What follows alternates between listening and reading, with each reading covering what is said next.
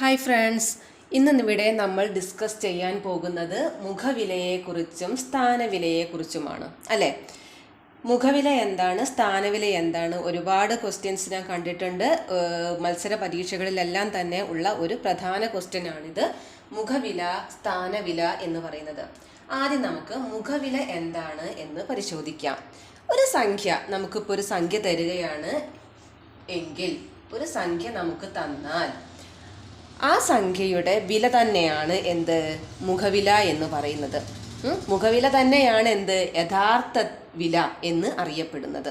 അതായത് ഇപ്പോൾ ഈ ഒരു സംഖ്യയിൽ 7ൻ്റെ മുഖവില എന്ത് എന്ന് ചോദിച്ചാൽ 7ൻ്റെ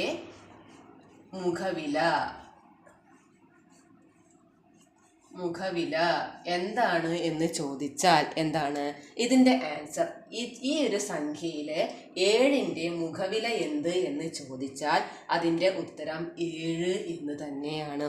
അതായത് ഒരു സംഖ്യയുടെ മുഖവില ആ സംഖ്യയുടെ വില തന്നെയാണ് എന്ന് അർത്ഥം. ഇനി ഈ ഒരു സംഖ്യയിൽ 3ൻ്റെ മുഖവില എന്തെന്ന് ചോദിച്ചാൽ 3 എന്ന് തന്നെയാണ് ഉത്തരം വരുന്നത്. ഈ ഒരു സംഖ്യയിൽ 6ൻ്റെ മുഖവില എന്ത് എന്ന് ചോദിച്ചാൽ ഉത്തരം 6 എന്ന് തന്നെയാണ്.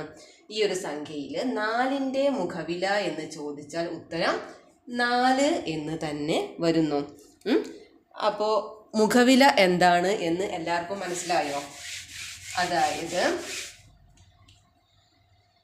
5, 4, 2 ഇതൊരു സംഖ്യയാണ്. ഈ സംഖ്യയിലെ ഓരോ അക്കങ്ങളുടെയും മുഖവില എന്ന് പറയുന്നത് ആ സംഖ്യകളുടെ വില തന്നെയാണ്. ഈ 5ൻ്റെ മുഖവില എന്തെന്ന് ചോദിച്ചാൽ അതിൻ്റെ ഉത്തരം 5 തന്നെയാണ് 5ൻ്റെ മുഖവില. അതുപോലെ 4 തന്നെയാണ് 4ൻ്റെ മുഖവില. 2 ആണ് 2ൻ്റെ മുഖവില. 1 ആണ് 1ൻ്റെ മുഖവില. മനസ്സിലായല്ലോ. ഇനി നമുക്ക് സ്ഥാനവിലയാണ് പഠിക്കാനുള്ളത്. സ്ഥാനവില എന്ന് പറഞ്ഞാൽ എന്താണ്? ഇപ്പം ഒരു സംഖ്യയാണ് 2, 6, 9, 5, 8. ഈ ഒരു സംഖ്യയിലെ 9ൻ്റെ സ്ഥാനവില എന്ത് എന്ന് നമ്മൾ ചോദിച്ചാൽ 9ൻ്റെ സ്ഥാനവില എത്ര എന്ന് ചോദിച്ചാൽ നമുക്ക് ബ്രാക്കറ്റിൽ എന്തെല്ലാം തരും? 9 എന്ന ഉത്തരം ഉണ്ടായിരിക്കും. പിന്നെയോ 100 എന്ന ഉത്തരം ഉണ്ടായിരിക്കും. 900 എന്ന ഉത്തരം ഉണ്ടായിരിക്കും. ഡി ഓപ്ഷൻ ആയിട്ട് 9000 എന്ന ഓപ്ഷൻ ഉണ്ടായിരിക്കും. അപ്പൊ ഇതിലേതാണ് ഈ സ്ഥാനവിലയാണ് കേട്ടോ ഇവിടെ ചോദിക്കുന്നത്. 9ൻ്റെ സ്ഥാനവില എന്ത് എന്ന ചോദ്യം വരുമ്പോൾ ഇവിടെ നമ്മൾ എങ്ങനെ ഇത് കണ്ടെത്തുന്നത്? അതായത് നമുക്ക് നോക്കാം. അപ്പൊ നമ്മൾ മുഖവില പഠിച്ചൊരു കുട്ടി എന്ത് പറയും? 9ൻ്റെ മുഖവിലയാണ് 9. ഓക്കെ, സ്ഥാനവില എത്ര എന്ന് ചോദിച്ചാൽ 9 എന്ന് പറഞ്ഞാൽ ഇവിടെ തെറ്റും, ഉത്തരം തെറ്റും. ഇനി ചിലരെന്ത് ചെയ്യും? 1, 10, 100. 100 ഇതിന്റെ സ്ഥാനവില അല്ലെ.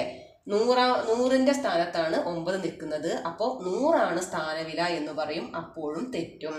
സ്ഥാനവില കണ്ടെത്താൻ നമ്മൾ എന്താണ് ചെയ്യേണ്ടത്? അതായത് നമ്മൾ സ്ഥാനവില കണ്ടെത്താൻ ഒരു അക്കത്തിൻ്റെ വിലയെ ആ അക്കത്തിൻ്റെ സ്ഥാനം കൊണ്ട് ഗുണിക്കണം. ഇപ്പം ഇവിടത്തെ അക്കം 9 ആണ് അല്ലേ.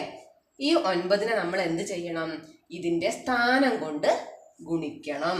സ്ഥാനം എത്രയാണ്? 1, 10, 100. ഓക്കെ, 1, 10, 100. അപ്പം എത്രയാണ് സ്ഥാനവില വരുന്നത്? 900. അപ്പൊ ഇതിലെ ആൻസർ എന്താണ്? സി ഓപ്ഷൻ ആണ് അല്ലെ. സി ഓപ്ഷൻ ആണ് ഉത്തരം വരുന്നത്. ബാക്കിയെല്ലാം നമ്മൾ കൺഫ്യൂഷൻ ചെയ്യാൻ വേണ്ടി ചെയ്തതാണ് അല്ലെ. കൺഫ്യൂഷൻ അടിക്കാൻ വേണ്ടിയിട്ടാണ്. മുഖവില സ്ഥാനവില പഠിക്കുന്നയാള് മുഖവില പഠിക്കും. അപ്പൊ മുഖവിലയാണെന്ന് തെറ്റിദ്ധരിച്ച് 9 ഉത്തരം പറയും. പിന്നെയോ നമ്മൾ സ്ഥാനം നോക്കിയിട്ട് 100 എന്ന് എഴുതും. അപ്പൊ അതും തെറ്റും അല്ലെ. അപ്പൊ യഥാർത്ഥ ആൻസർ എത്രയാണ്? 900 എന്നാണ് ഇവിടെ ആൻസർ വരുന്നത്. ഇനി അടുത്തൊരു സ്ഥാനവില നമുക്ക് ഒന്നുകൂടി നോക്കാം. അതായത് ഇതിൽ 6ൻ്റെ ആദ്യം ചോദിക്കട്ടെ, 6ൻ്റെ മുഖവില എത്രയാണ്? ഇവിടെ 6ൻ്റെ മുഖവില 6 തന്നെയാണ് അല്ലെ. ഇനി 6ൻ്റെ സ്ഥാനവില എന്ത് എന്ന് ചോദിച്ചാൽ അവിടെയും ഓപ്ഷൻ ഉണ്ട്. 6, ബി 60, സി 600. എത്രയാണ് ഇതിന്റെ ഓപ്ഷൻ വരിക? ഓപ്ഷൻ ഏതാ ഉത്തരം കിട്ടുക? സി 600 ആണ് അല്ലെ. എങ്ങനെ ഇത് കണ്ടെത്തുക? ഇതിന്റെ നമ്മുടെ സംഖ്യയെ എന്ത് ചെയ്യണം?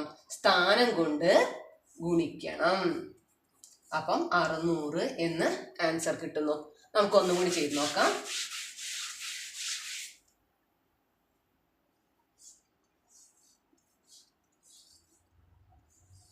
ഇതിൽ 8ന്റെ സ്ഥാനവില കണ്ടെത്താം. എങ്ങനെ 8ന്റെ സ്ഥാനവില കണ്ടെത്തുന്നത്? 8ന്റെ മുഖവില എത്രയാണ്? 8 തന്നെയാണ്. 8ന്റെ സ്ഥാനവില എന്ന് വെച്ചാൽ നമ്മൾ തന്നിട്ടുള്ള സംഖ്യ എന്ത് ചെയ്യണം? അതിന്റെ സ്ഥാനം കൊണ്ട് ഗുണിക്കണം. 1, 10, 100, 1000. 1000 ഇതിന്റെ സ്ഥാനം അല്ലെ. അപ്പം ഇവിടെ എത്രയാണ് സ്ഥാനവില? 8000 എന്നാണ് ആൻസർ. ഇതിന്റെ ഓപ്ഷനിൽ 8 ഉണ്ടായിരിക്കും, 1000 ഉണ്ടായിരിക്കും, 80 ഉണ്ടായിരിക്കും, 800 ഉണ്ടായിരിക്കും. ഓക്കെ, അപ്പൊ നമ്മൾ എന്ത് കണ്ടെത്തണം? നമ്മുടെ സംഖ്യ എത്രയാണോ അതിനെ എന്ത് ചെയ്യണം? നമ്മൾ നമ്മുടെ സ്ഥാനം കൊണ്ട് ഗുണിക്കണം. ഓക്കെ.